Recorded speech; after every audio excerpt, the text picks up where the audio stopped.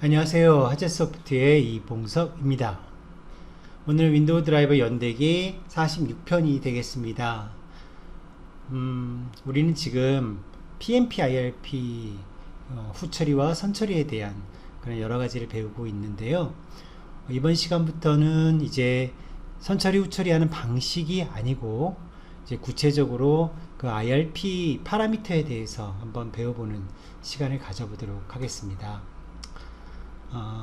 오늘 배울 IRP는 IRP start device, 우리가 대표적인 후처리 명령으로 사용했던 그 IRP가 되겠는데요. 오늘은 이 IRP를 통해서 어떻게 하드웨어를 접근할 수 있는 그 자원을 얻게 되는지, 그런 부분들을 한번 배워보도록 하겠습니다.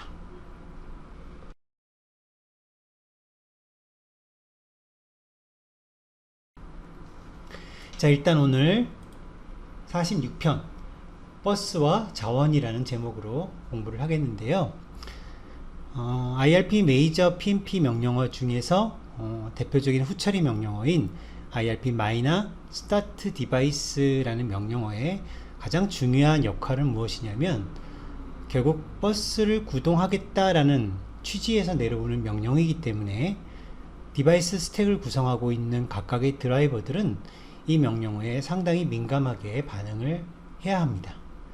결과적으로 이 스타트 디바이스라고 하는 마이너 펑션이 정상적으로 처리되고 나면, 그때부터는 운영체제가 바라봤을 때 현재 디바이스 스택은 사용하는데 아무런 문제가 없다고 이렇게 판단하기 때문이죠. 자, 우리는 이럴 때 디바이스 스택을 구성하는 드라이버 중에 하나이기 때문에 우리 입장에서도 역시 이 IRP 명령을 받게 되면 이 명령어가 처리되고 난 뒤에는 이 디바이스 스택은, 즉 이 디바이스는 정상적으로 사용이 되겠구나 라는 것을 알고 있게 되는 겁니다. 자, 이때 우리가 중요하게 바라봐야 될 부분은 바로 리소스, 자원이라는 용어가 있는데요. 결국 버스는 자원을 이제 제공을 하고, 그 자원을 통해서 우리 디바이스 드라이버나 호스트에서는 그 디바이스에 접근을 하게 되는 거잖아요. 대표적인 자원이라고 하면 물리 메모리 어드레스 공간, IO 포트 공간, 또는 예전에 DMA, 슬레이브 DMA 채널, 그 밖에도 인터럽트, 이런 것들이 대표적인 자원이라고 할 수 있어요. 결국 이런 자원들을 우리가 취해서 디바이스 드라이버는 이제 그 하드웨어에, 그 디바이스에 접근을 시도하게 되는 겁니다. 자, 오늘 배울 내용에서 우리가 자원이라는 것은 그 두 가지가 나오는데요.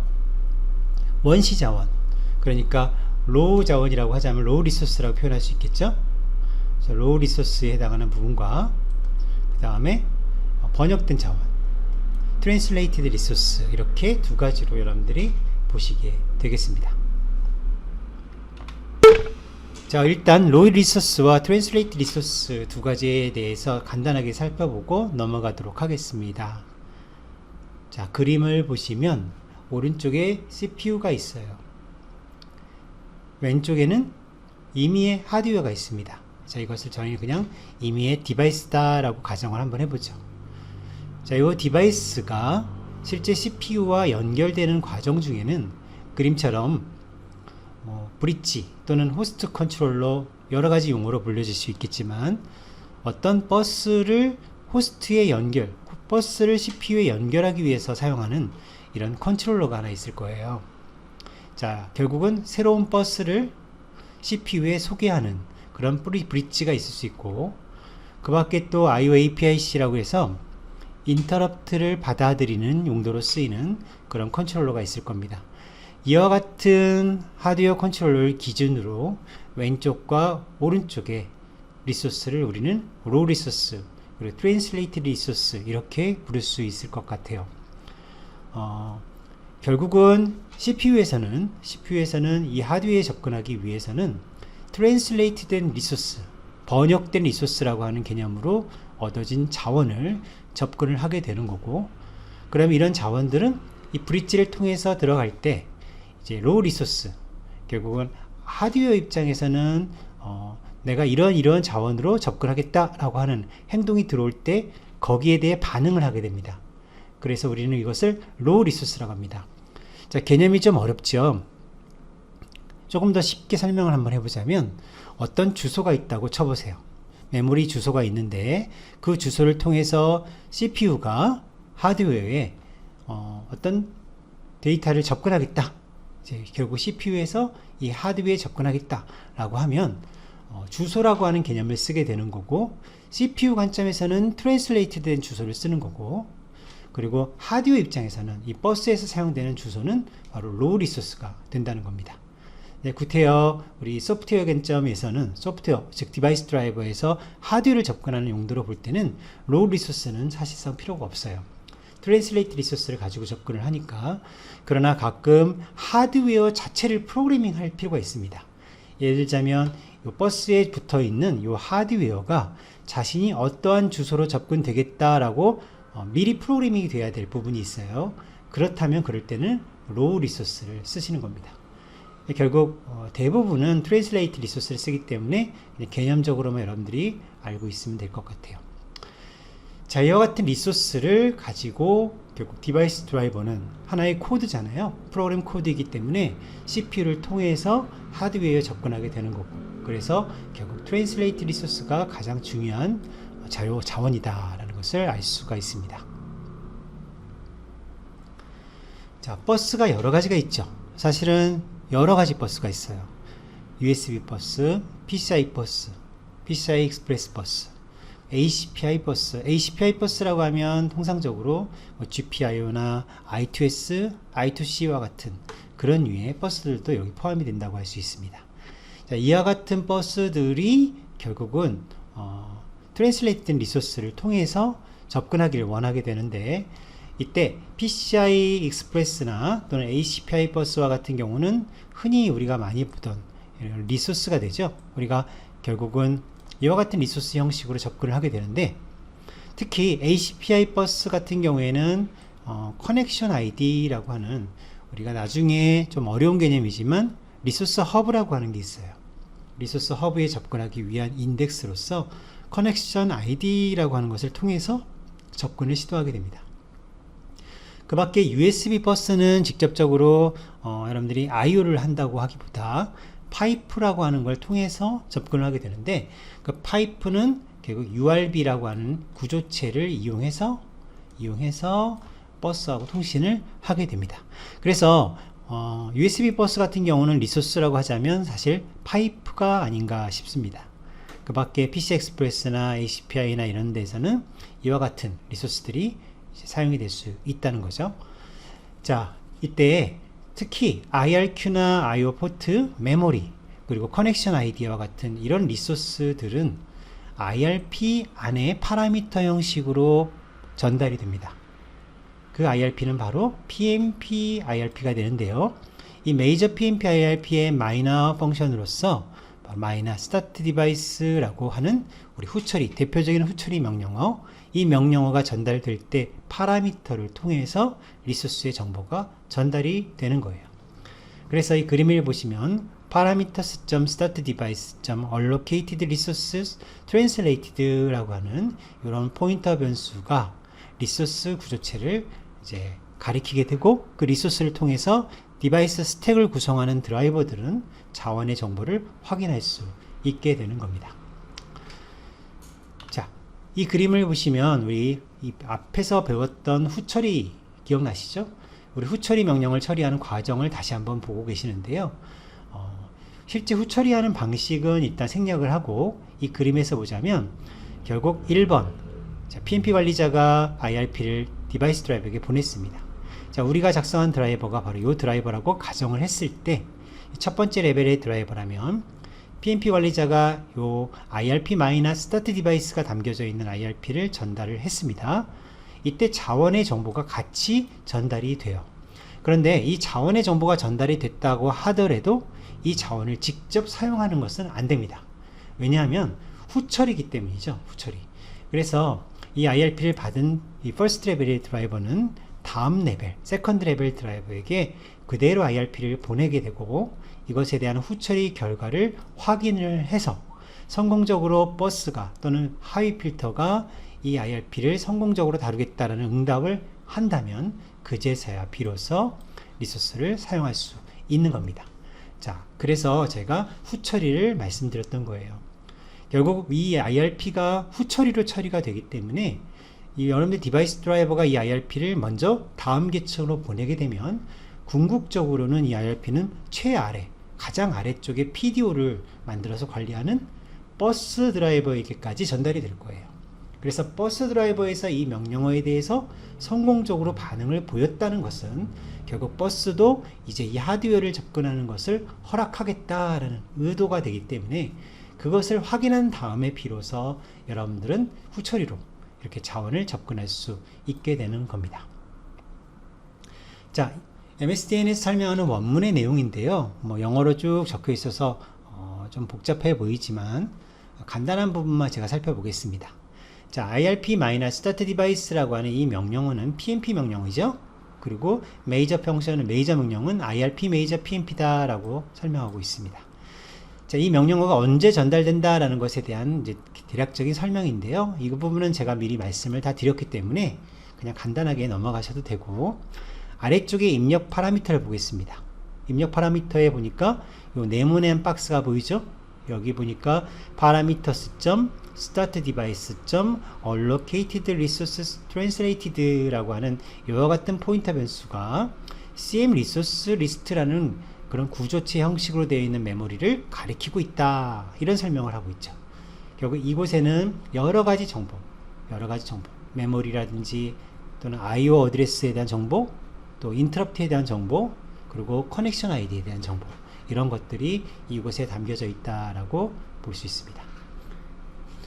결국 여러분들이 혹시 여러분들이 이제 예를 들어서 PCI나 PCI 익스프레스 드라이버를 만들었다라고 한다면 바로 요 리소스를, 지금 이 박스로 친 리소스를 접근하셔서 여러분 카드에게 할당된 그 어드레스, 물리 어드레스의 정보를 취해서 여러분들이 사용을 하시면 되는 겁니다. 자, 이 박스가 되어 있는 부분을 다시 한번 설명하는 코드 수준에 이제 참조하는 부분을 한번 예를 들어서 보도록 하겠습니다. 자, 코드가 좀 복잡해 보일 수 있는데요. 자, 보시면 PMP IRP를 처리하니까 PMP IRP 디스패치 루틴이죠. 이곳에서 특히 마이너 펑션이 PMP 명령 중에서 start device인 경우에, 그쵸? 이때 후처리를 시나리오를 먼저 수행한다. 후처리 제가 예전에 배웠죠. 후처리를 다 먼저 수행한 다음에 이것이 성공적인 작업이었다면 그제서야 비로소 아래 작업을 수행하시면 돼요. 자, 이 아래 작업을 보시면 결국은 스택에 들어있는 parameters.startDevice.allocated resource translated라고 하는 이곳의 주소를 가지고 이제 이런 식으로 이제 접근해서 사용하는 것을 볼 수가 있죠. 자, 그래서 이제 여러분들은 이렇게 해서 접근해서 요 partial resource list라고 하는 이 구조체의 포인터를 취해 가지고, 주소를 취해서 그 주소를 가지고 여러 가지 이제 참조를 하게 됩니다. 그 중에서도 지금 보니까 요것을 가져와서 여기에 지금 들어있는 내용 중에 partial resource list translated의 count라고 하는 필드가 있죠. count. 그리고 이 count라고 하는 게 리소스의 개수가 되겠습니다. 즉 메모리라고 하더라도 메모리가 여러 개의 블록으로 할당될 수도 있기 때문에 또 IRQ가 있을 수도 있겠죠. 또 커넥션 아이디가 있을 수도 있겠죠. 이렇게 다양한 리소스들이 들어있을 수 있기 때문에 보통은 이렇게 포 문장을 가지고 카운트만큼 돌면서 리소스를 확인하게 되는 거예요. 자, 이제 예를 보니까 스위치 케이스를 통해서 이제 리소스 각각을 확인하는데, 자, 먼저 리소스 트랜스레이트의 그 타입이라는 필드를 봤을 때 CM 리소스 타입 포트다, 그죠? CM 리소스 타입 포트다. 만약 이렇게 되어 있는 타입의 리소스 정보가 있다면 우리는 이것을 IO 포트 리소스다 라고 얘기를 합니다. IO 포트 리소스를 사용하는 경우도 있습니다. 우리가 인텔 CPU의 경우에는 메모리 IO와 포트 IO를 구분해서 이제 제공을 하죠. 그래서 마이크로 프로세서가 제공하는 OP 코드 자체가 포트 IO와 메모리 IO는 서로 다른 OP 코드를 쓰므로, 그래서 만약 여러분들 하드웨어가 포트 IO를 지원한다 그러면 이와 같은 문장을 통해서 바로 접근하고자 하는 그 주소와 길이를 확인할 수 있게 되는 겁니다. 여러분들이 참여하고 있는 그 디바이스의 디바이스 스택에서 이제 어떠한 주소를 써서 이 카드에 접근하면 되는지 그런 부분들을 지금 배우고 있는 겁니다. 자, 그 다음에 이제 다음 케이스 문장을 보면 CM Resource Type Memory 이렇게 돼 있죠. 가장 흔한 부분이라고 할 수 있는데 뭐 PCI나 PCExpress 같은 경우에 메모리 어드레스가 여러분들에게 공개가 되고 이 메모리 어드레스 즉 스타트 값과 랭스 값을 가지고 여러분들은 드디어 그 버스를 통해서 PCI 카드 또는 PCExpress 카드에 접근을 할 수 있게 되는 거예요. 그러니까 결국 접근할 수 있는 그 주소가 이제 메모리 주소가 바로 이곳을 통해서 전달된다는 거죠. 그 밖에 이제 인터럽트를 만약에 사용하는 디바이스다. 여러분들 카드가 인터럽트를 쓰는 디바이스다. 그러면 인터럽트에 대한 리소스도 이렇게 전달이 됩니다. 벡터라든지 또는 IRQ 레벨이라든지 또는 애피니티라고 해서 친화도. 그러니까 이 인터럽트가 어느 쪽 CPU에 달라붙게 되는지. CPU 코어가 여러 개가 있을 수 있기 때문에 그 중에서 어느 쪽 코어 쪽에서 인터럽트를 받아들이게 되는지 그런 부분들이 바로 여기 인터럽트 리소스 정보를 통해서 여러분들에게 전달되게 됩니다. 마지막으로 CM Resource Type Connection 이라고 하는 리소스가 있을 수 있는데요. 이 부분은 우리가 ACPI Specific Resource라고 볼 수 있습니다.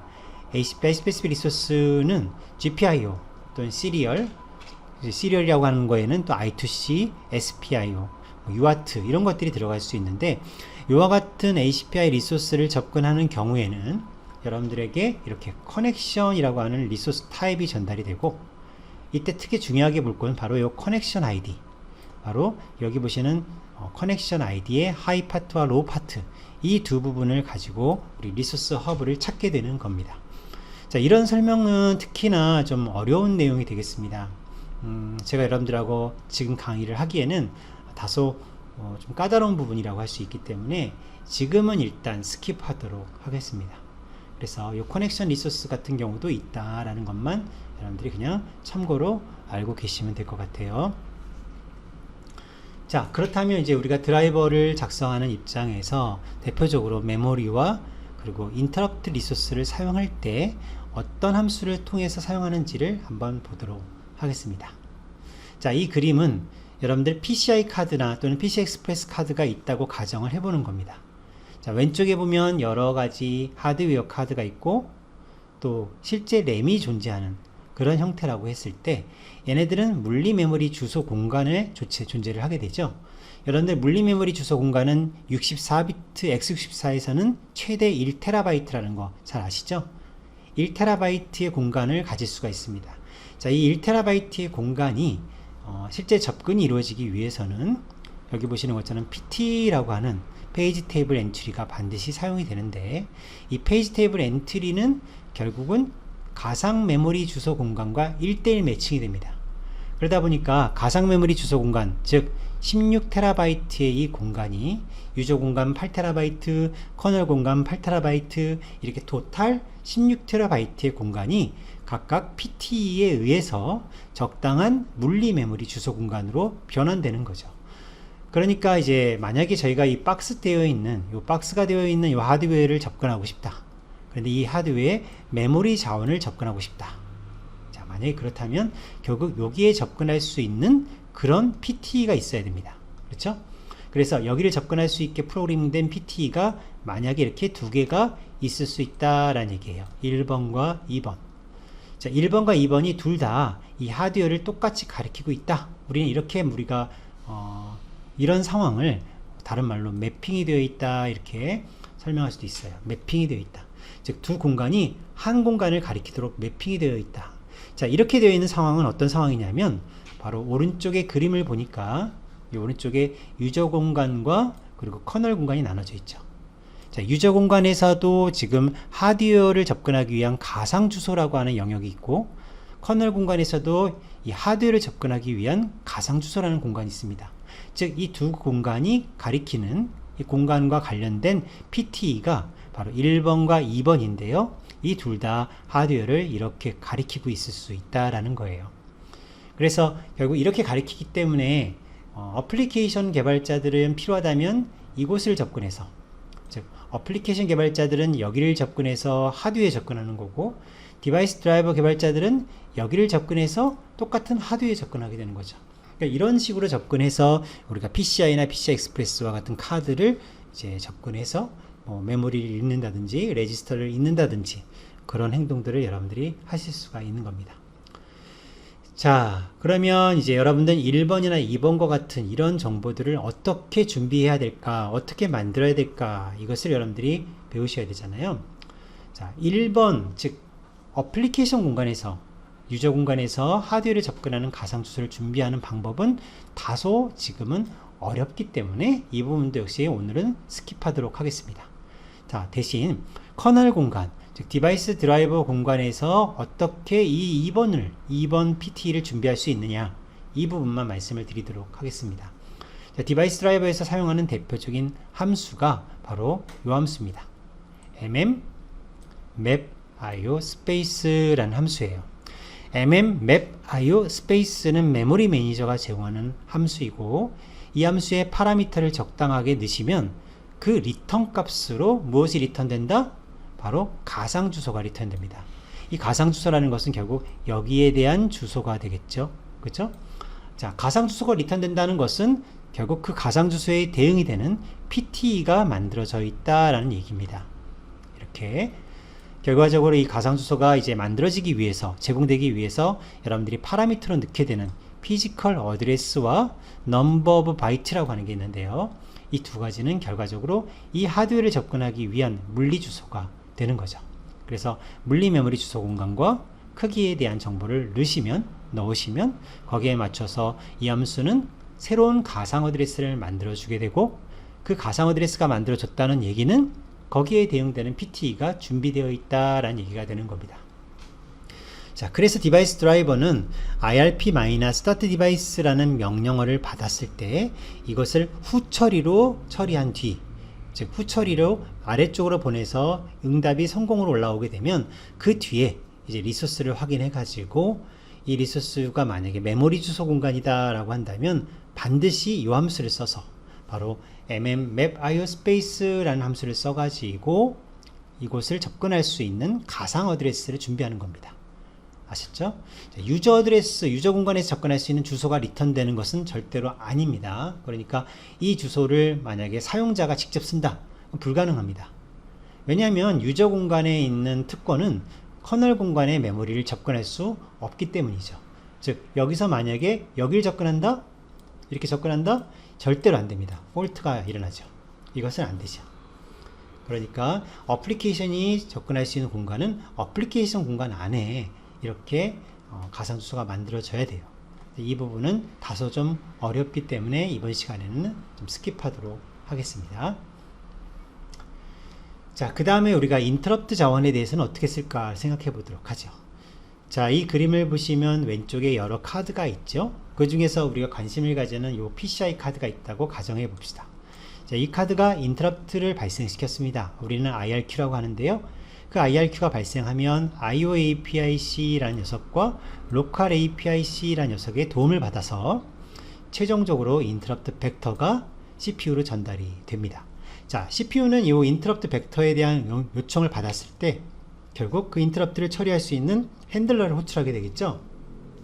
그 핸들러를 우리는 커널이라고 하고, 커널이 바로 이 핸들러 역할을 해가지고 바로 이렇게 호출을 받으면 다시 커널은 K-interrupt object라고 하는 이 구조체 안에 interrupt service라고 하는 이 필드를 참조하게 돼요. 그래서 이 커널은 이 interrupt service라는 필드가 가리키고 있는 디바이스 드라이버의 ISR 루틴을 대신 호출하게 되는 겁니다. 그러니까 직접적으로 인터럽트가 처음 발생했을 때 CPU가 바로 호출하는 것이 아니라 CPU는 일단 커널을 먼저 호출하고 그 다음에 커널이 다시 드라이버의 ISR을 호출하는 그런 구조라는 얘기죠. 이때 이 드라이버의 ISR 루틴을 호출할 때에 참조한 구조체가 바로 K-interrupt object라는 구조체입니다. K-interrupt object. 그래서 디바이스 드라이버 개발자들은 이와 같이 참조가 될 수 있도록 K-interrupt라고 하는 구조체를 하나 만들어야 돼요. 그래서 이 K-interrupt라는 구조체를 만들 때 사용하는 함수가 여기 보이시는 것처럼 바로 IO connect interrupt라는 함수입니다. IO connect interrupt. 이 함수를 통해서 여러분들이 k 인터럽트를 얻어낼 수가 있습니다. 그러다 보니까 첫 번째 파라미터가 바로 k 인터럽트 구조치에 대한 포인터가 되고 있죠. 포인터가 되죠. 그래서 결국 이곳을 통해서 첫 번째 파라미터를 통해서 새롭게 만들어지는 인터럽트 오브젝트가 얻어진다, 이렇게 보시면 되고요. 결국은 이제 나머지 파라미터들을 채우는 것이 디바이스 드라이버 개발자들의 역할이라고 할 수 있는데, 그 중에서 중요한 거 두 가지만 살펴보자면, 첫 번째는 서비스 루틴. 서비스 루틴이 있어야겠죠. 즉 디바이스 드라이버의 ISR 루틴이 어디인지를 알려주고, 그 다음에 다섯 번째 파라미터의 벡터, 인터럽트가 도대체 어떤 벡터에 할당되게 되는지 벡터 값을 파라미터로 넣어 주셔야 됩니다. 그래서 이렇게 벡터 값 그리고 서비스 루틴, 이런 정보들을 넣어서 그래서 k 인터럽트 오브젝트를 만들기 위한 그런 리소스 정보가 필요하죠. 그래서 그런 리소스 정보가 바로 요 IRP start device라고 하는 명령어의 파라미터로 전달된다는 겁니다. 다시 제가 앞으로 넘어가 보도록 하겠습니다. 자, 앞에서 보셨던 것처럼 만약에 메모리를 접근하는 경우에는 우리가 메모리 피지컬 어드레스 주소와 그 다음에 넘버 오브 바이트 리소스가 필요하다고 그랬죠. 이런 정보들은 어디서 구해온다? 바로 여기서 구해올 수가 있겠죠. 메모리에서. 그리고 인터럽트는 벡터라든지 또는 레벨이라든지 또는 어피니티라든지 이런 정보들이 리소스로 여러분들에게 전달이 되면 이걸 고스란히 가지고 이곳에 사용을 하시면, 파라미터로 사용하시면 되는 겁니다. 자, 그래서 결국 우리가 PNP 명령을 처리하는데, 특히 후처리 명령어인 start device라는 명령을 받아서 어떻게 여러분들이 리소스를 취해 가지고 그 취한 리소스를 지금부터 사용하겠다라고 한다면, 지금 말씀드렸던 메모리의 경우에는 mmap 스페이스, 인터럽트의 경우에는 IO connect interrupt라는 등의 함수를 써서 리소스에 대한 사용을 이제 시작을 하게 되는 겁니다. 자, 오늘은 여러분들이 드라이버 개발하다가 이제 본격적으로 어떤 하드웨어에 대한 접근을 해야 될 경우에 그 하드웨어 장치를 접근하려면 결국 버스가 이것을 허락해야 된다는 것을 배웠고요. 그 때문에 IRP start device라는 명령어를 받아서 이것을 버스에게 먼저 보내는, 즉 후처리 방식으로 IRP를 처리한 뒤에 버스가 이것을 허락하겠다라고 응답이 올라오면 그제서야 이제 PNP 관리자가 제공하는 그 리소스 정보, 트랜슬레이트 된 리소스 정보를 가지고 이제 어떤 함수를 써서 하드웨어에 접근을 준비할 수 있는지, 그런 부분들을 한번 배웠다고 볼 수 있습니다. 오늘 조금은 어려울 수도 있는데 사실 두 번만 더 보면, 이 내용을 두 번만 리뷰를 해 보시면 그렇게 어려움은 좀 사라지지 않을까, 그런 기대가 됩니다. 자, 이제 우리 샘플 드라이버를 곧 볼 때가 다가오고 있습니다. 이제 우리 샘플 드라이버를 작성해서 실제로 하드웨어에 접근하는 리소스가 어떻게 올라오는지 그런 것도 한번 확인해 보는 그런 시간들을 이제 곧 가져보도록 하겠습니다. 네, 감사합니다.